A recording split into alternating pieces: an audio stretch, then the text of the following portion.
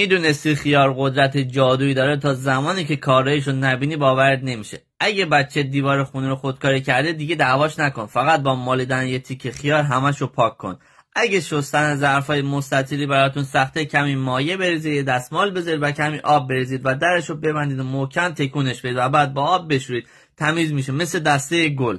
برای نصب کردن تابلو روی دیوار از چنگال استفاده کن. به همین راحتی قاب عکس رو نصبش کن. اگه حلقه تو انگشتتون گیر کرده به سنجاق نخ وصل کنید و از زیر حلقه رد کنید و سر دیگه نخ رو دور انگشت بپیچید و بعد نخ رو که از حلقه رد کردین بپیچید. به راحتی حلقه در میاد.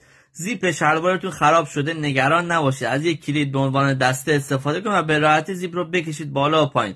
قبل از آب پس کردن سیب زمینی یه برش سطحی دور سیب زمینی بزنید تا بعد از آب پس شدن به راحتی پوستش جدا میشه. اگه سر دوش پر از جرم شده و آب به راحتی نمیاد، اون رو بذارید تو نایلون زیپ دار و سرکه بریزید، یک رو بذارید بمونه و بعد آب کشی کنید. مثل روز اولی که خریدینش میشه. اگه کاشی آشپزخونه پر از چربی و کثیف شده، لیمو ترش جوش شیرین بریزید و بمالید. کاشی از تمیزی برق میزنن. اگه برات مفید و کاربردی بود 3 تا قلب قرمز حتما برام کامنت بذار.